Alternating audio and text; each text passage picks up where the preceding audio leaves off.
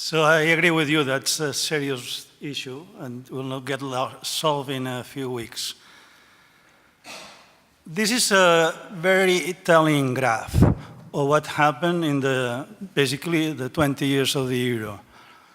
So here we have the growth, we normalized to the beginning of the crisis, 2008 quarter one, and you have the path of US, of Japan, and then we divide the Eurozone between the GIPs and the non-GIPs.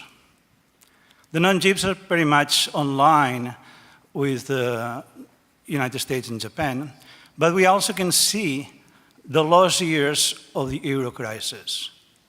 We are growing at the same, or this part, no, I'm not calling we, growing at the same than the States, but the gap that was widened there is maintained, so inequality is maintained, but much, much more with the GIPs. Of course, if we zoom and see the different GIPs, then we see, of course, the situation of Greece, but we also see that Italy, in blue, light blue, has not even reached the level of 2008. Even worse if we look at the GDP per capita. So Italy, it's parallel to Greece, although of course there is a gap between Greece and Italy, but it's nowhere where Spain and Portugal are. Of course, on the other side, we can say, well, the countries are now in primary surplus, the GIPs. In fact, Italy has been all the way through, basically.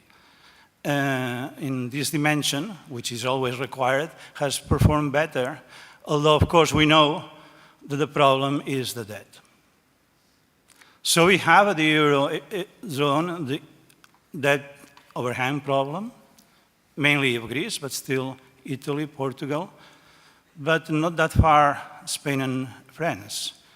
Although it's not that terrible if you compare to other parts of the world, UK, US, or even much worse, of course, Japan.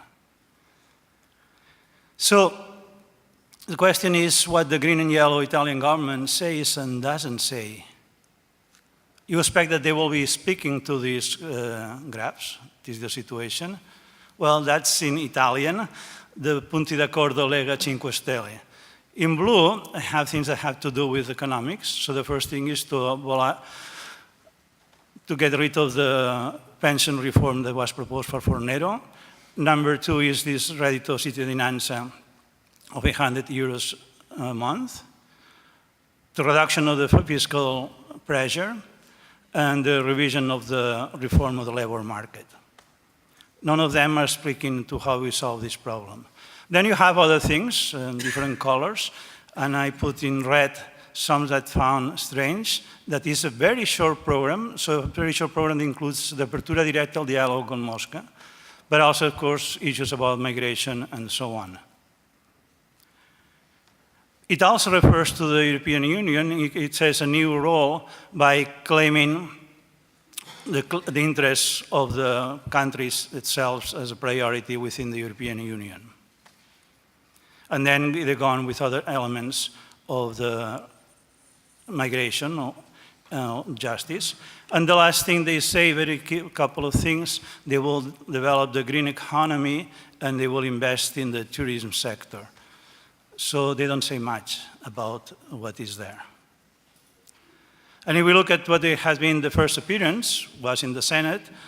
So he said, we are optimistic about the results and confidence of our negotiation power because we are faced with a situation in which Italian interests coincide with Europe's general interests at this stage of European construction to avoid its decline. So that's some wishful thinking. I'm taking this from the Financial Times. Then it will stress these few points that said about the economic program. It says very little. But it will propose to growth not by austerity, but just by growth. But we don't know how. As you know, this had a reaction on the markets, immediate. So we go from the end of May, which we have two new governments, both crises we had in Italy and Spain. And we're going to go to the end of June, where we have the European Council, where, yes, they will discuss migration, defense, and other issues that But in particular, they will have a meeting of the Eurozone, of the Euro Summit format, to discuss the future of the EMU. So what the new leaders will say, I don't know. They don't seem to have much of a program, although position clear in the case of Italy. Sanchez has a new government which is much more pre-European, so that's going to be a different language. So the question is whether there's going to be a change in the tone on the Eurozone. Because we had been a lot of discussions and overstress, the French and German positions and their compromises, and now you're referring to. But there are other divides the one has to face. The Nordic countries presented a document, the Ministers of Economy, very critical of some of the things that wanted to be done. The Eastern divide is more on democratic and social issues, but also issues of migration. And as we have seen, we do have the Southern divide. All this place limits on how much Brussels can push or say to sovereign countries. So that calls for a thought on how to do the policy. Because the question is, can you strengthen EMU this way? And that's not even properly discussed in the French-German debates. So I'm going to be very brief, but we can go to the discussions afterwards. I do think so. But you have to change the tone. You have to accept that diversity is going to be here for long.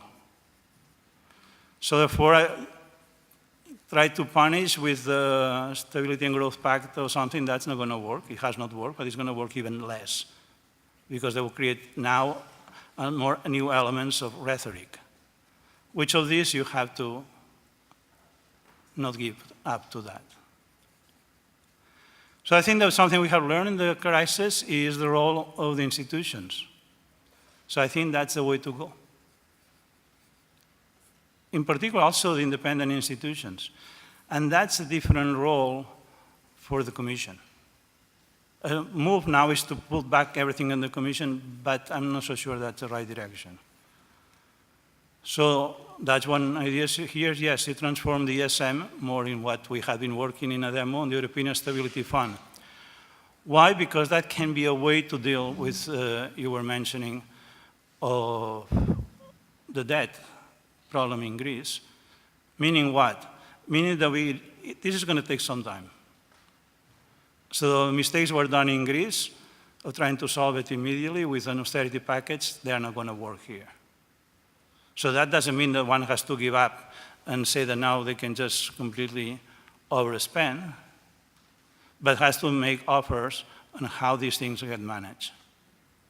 So I think that's what it is. But the question is what the green and yellow government will do, and in particular, what they will not do. Because if one looks at the program, I think one thinks more about what they don't say than what they say. Thank you.